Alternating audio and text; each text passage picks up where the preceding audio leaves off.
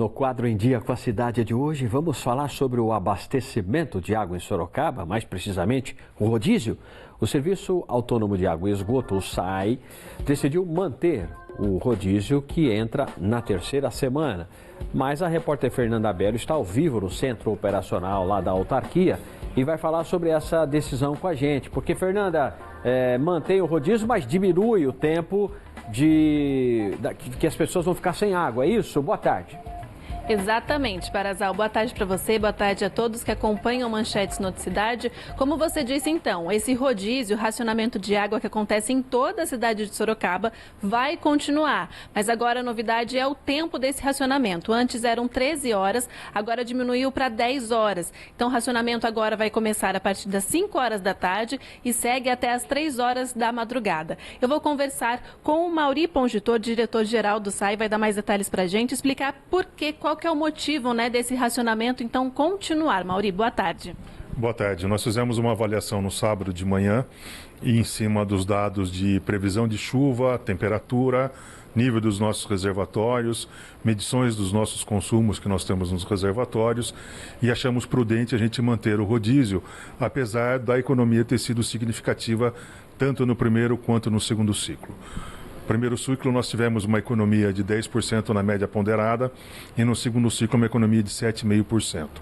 Nossos reservatórios se recuperaram bastante, mas isso não nos deixa confortável para diminuir ou para acabar com o rodízio. Uma medida de cautela também, toda essa questão de continuar o rodízio, Ali a gente está acompanhando, o Leandro Camilo está mostrando o nível dos reservatórios. É uma situação positiva, mas é preciso, como a gente está falando, cautela, Aquele número, inclusive, ele altera a todo instante conforme o uso durante o dia, Ali está agora 46,5%. Isso, esses reservatórios que vocês estão vendo são os reservatórios de água tratadas que são espalhadas na cidade toda e que fazem a distribuição de água tratada para os munícipes, Antes da água chegar nesses reservatórios, nós temos que captar, passar por um processo de tratamento e aduzir elas para lá. Esses reservatórios eles funcionam como um pulmão durante o dia. Então a gente enche os reservatórios à noite, durante o dia, conforme o consumo vai tendo, os reservatórios vão diminuindo. Por isso que ele está naquela média de 46,5% de capacidade. Isso não significa que nós não estamos colocando água nos reservatórios. Significa apenas que ele está trabalhando na sua função técnica de pulmão para a distribuição da água. Falou da porcentagem aí dos ciclos, mas em relação ao nível das represas, já está melhor também? Sim, por isso que nós estamos diminuindo o período de desabastecimento, Hoje nós temos a represa de Ipaneminha com cerca de 70% da sua capacidade e o sistema Ferraz Castelinho com cerca de 25% da sua capacidade.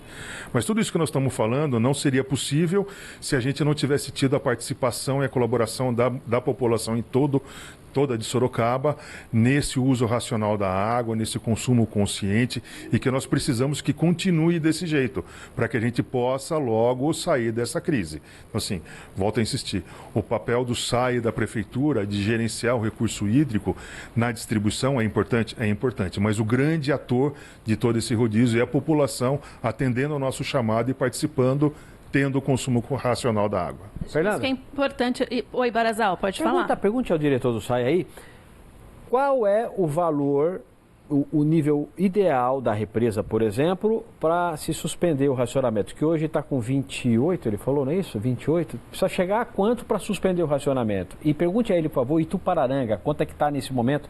Semana passada estava em 55%, 56%. O Barazal está lá no estúdio perguntando sobre os níveis das represas. Qual nível que ela deve chegar, então, para que esse racionamento pare? E também perguntou do nível da Itupararanga.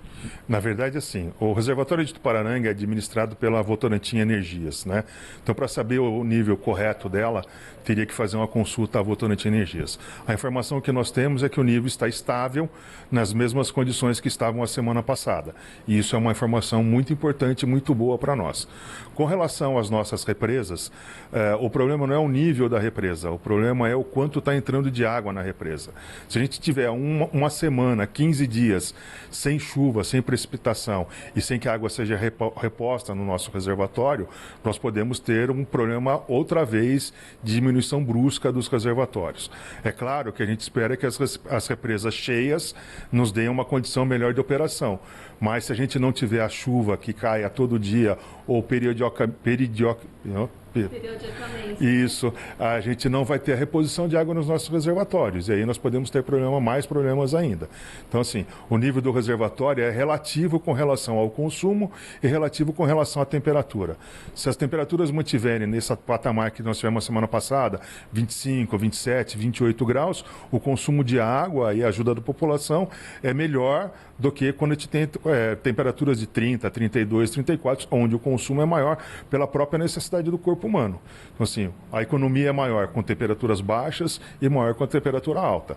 E os reservatórios, eles acompanham essa oscilação. Se a gente não tiver essa oscilação e a gente não prevê essas coisas, a gente não consegue prever quando a gente vai terminar ou quando a gente vai continuar com o rodízio, né? Por isso que as avaliações são feitas semanalmente, para que a gente possa analisar a cada ciclo aquilo que passou, como foi, e projetar aquilo que vai ser no próximo ciclo. Tem previsão de alguma chuva forte, então, para essa semana? Algo que contribua aí para esse nível?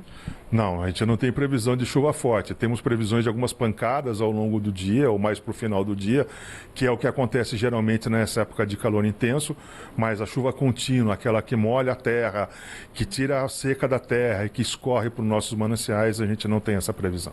Até, inclusive, a gente estava comentando que as temperaturas também vão ficar mais altas, aí o consumo também aumenta. Então, fica sempre a dica. Os níveis já estão melhorando, os níveis dos reservatórios, mas é importante a gente sempre fazer a lição de casa, continuar economizando a água, orientar e ficar sabendo direitinho sobre a questão do racionamento, porque quanto a gente tem que fazer a nossa parte para que tudo isso seja possível e em menos tempo, né, contribuindo aí também com a chuva, a gente consiga aí finalizar, acabar com esse racionamento, todo mundo ter água em casa tranquilo, Borazal. Muito bem, obrigado, viu, Fernanda?